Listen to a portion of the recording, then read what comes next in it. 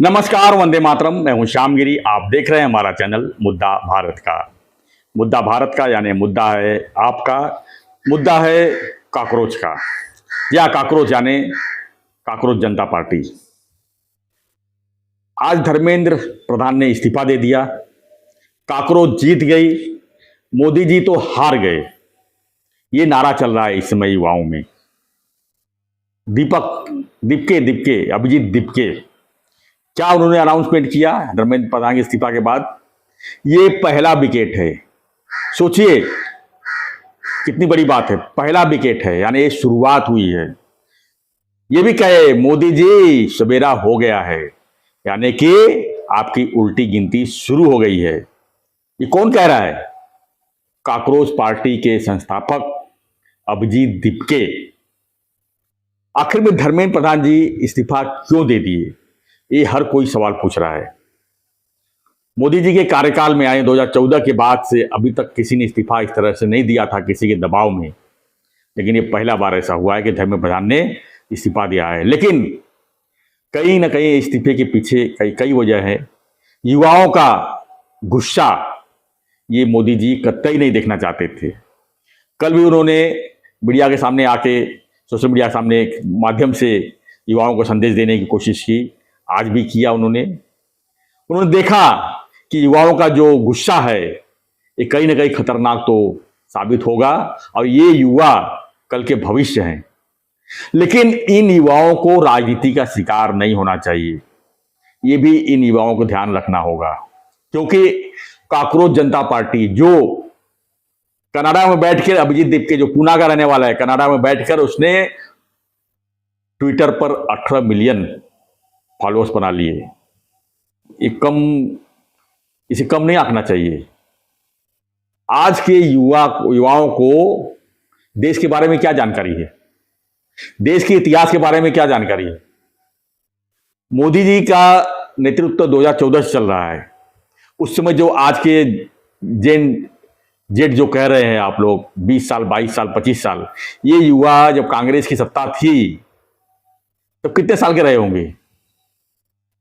यानी कि इन्हें मोदी जी के नेतृत्व के अलावा इनको कुछ भी जानकारी नहीं है, और इनको मोदी जी का नेतृत्व पसंद नहीं है। यानी नीट का एग्जाम लीक हो गया, बस देश बर्बाद हो गया, देश का भविष्य खतरे में पड़ गया, देश को मोदी का नेतृत्व ही नहीं चाहिए। तो ये जो युवा वर्ग है ये राजनीति का शिकार हो रहे हैं। अभिजीत दिपके का ये पहला विकेट कहना कहीं ना कहीं देश के लिए बहुत बड़ा घातक है। 15 से 20 दिन से जो तमाशा चल रहा था वहां पर, सोनम वांगचुक पहले जो है अनशन पर बैठते हैं, उसके बाद संसद शुरुआत होती है। पूरी प्लानिंग देखिए विपक्ष का। विपक्ष को पता है कि अब मोदी जी को हराना नामुमकिन है, मोदी जी को हटाना नामुमकिन है, बीजेपी को, एनडीए को हटाना नामुमकिन है, मुद्दे कुछ है नहीं। तो उनको बहुत बड़ा सहारा मिल गया है विपक्ष को, खासकर कांग्रेस को, कि अब इन युवाओं के बल पर हम जो है फिर से वही दिन ला सकते हैं, संसद में राज कर सकते हैं, देश पर राज कर सकते हैं। यानी कि अब युवा वर्ग जो हो जिस तरह से तमाशा कर रहे हैं, जिस तरह से देश के खिलाफ नारेबाजी कर रहे हैं, ये एक तरह से अराजकता को बल मिल रहा है। यानी कि जो नेपाल में हुआ, पाकिस्तान में हुआ और बांग्लादेश में जो हुआ, ठीक उसी का पुनरावृत्ति का हिसाब किताब चल रहा है हमारे देश में। आज हमारा देश सोचिए कितना नाम है पूरे विश्व में मोदी जी की वजह से, उनकी दबदबा है। जहां मोदी जाते हैं वहां पर उनकी दबदबा रहती है।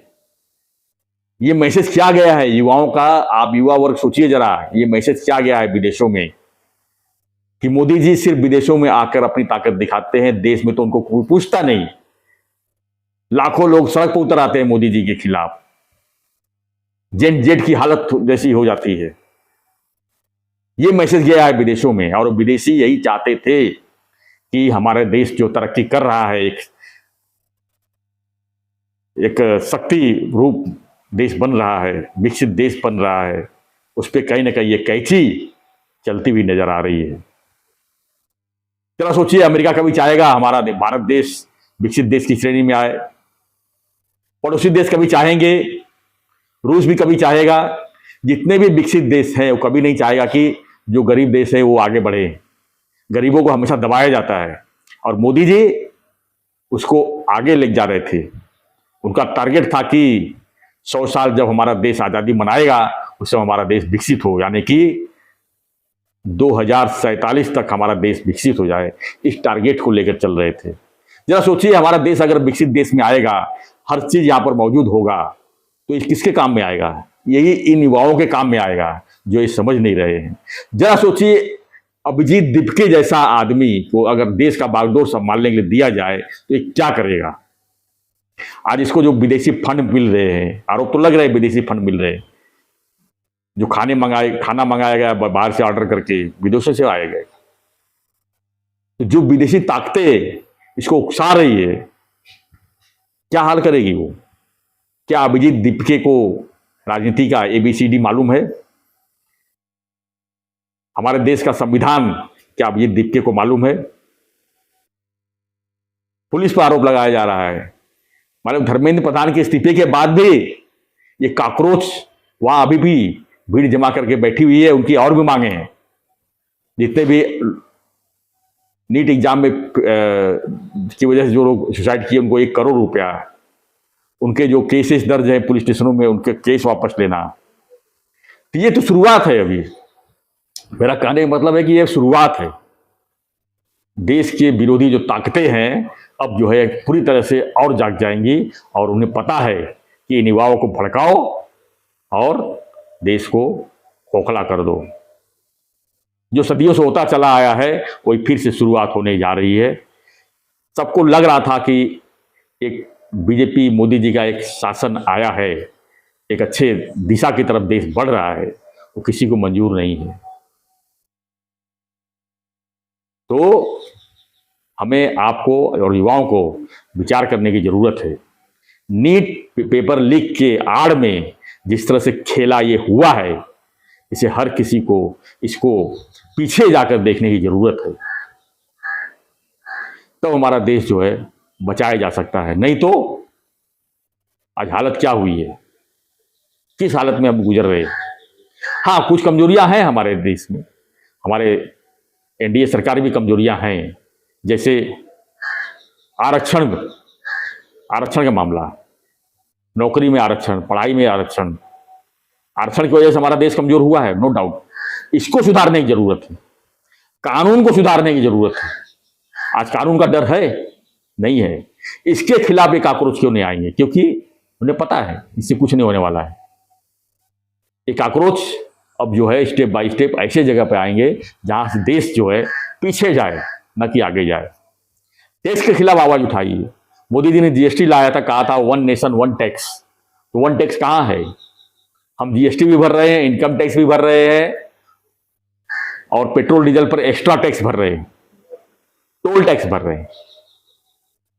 इन सबको सुधारने की जरूरत है, ना कि सरकार को दबाव बनाकर इस्तीफा लो, हमारी जीत हो गई, अब तो मोदी जी हार गए, मोदी जी को अब संसद छोड़ना पड़ेगा, मोदी जी को देश से भागना पड़ेगा। इस तरह की बातें जो हो रही है ये देश को खोखला करने वाली बातें हैं। मैं 30 साल से पत्रकारिता में हूं, मीडिया लाइन में सन 2000 से हूं। ये आंदोलन देख रहा हूं आज, इसके पहले 2013 में देखा था अन्ना हजारे का। अन्ना हजारे जी इसके उल्टा थे, वो भ्रष्टाचार और महंगाई के खिलाफ अनशन में बैठे थे, लोकपाल बिल पास कराने के लिए बैठे थे जिससे लोगों का फायदा हो।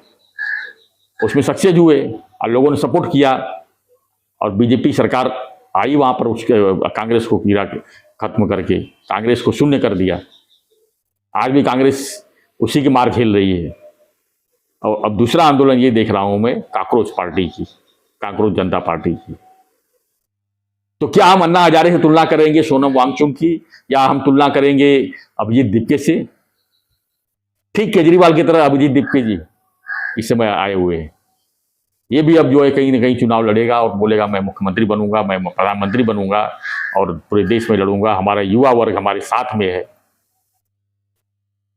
तो क्या हम ऐसे लोगों को अपने देश का बागडोर देंगे?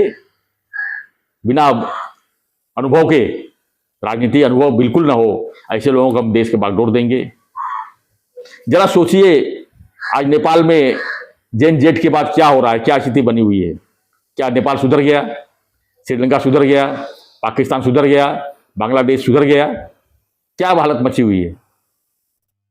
आप चाहते हैं कि भारत में भी ऐसी हालत हो, अराजकता हो, बात बात पर लोग जो है एक दूसरे को मारपीट करें? बिल्कुल नहीं। हम ऐसे शासक चाहते हैं जो देश का भला सोचे, विदेशों में नाम हो और हमारा देश जो है प्रगति की ओर जाए। तो फ्रेंड्स, आप भी जरा सोचिए, समझिए और इन युवाओं को समझाइए। ये युवाओं को अभी कुछ भी पता नहीं, राजनीति का शिकार ना बने, कम से कम राजनीति का शिकार ना बने। आज उन्हें बहुत मजा आ रहा है, यार हम तो जीत गए, काकरोच जीत गया। लेकिन इस जीत के बाद जब ये इस्तेमाल होंगे आगे, तब क्या हालत होगी, उसके बारे में भी सोचिए, समझिए, अपनी राय दीजिए और बने रहिए हमारे साथ, देखते रहिए हमारा चैनल मुद्दा भारत का। चैनल को लाइक, शेयर और सब्सक्राइब जरूर करें। हम यही कहेंगे कि युवाओं को सद्बुद्धि मिले और अच्छी राह मिले, अच्छी पढ़ाई मिले, देश तरक्की की पर जाए। जय हिंद।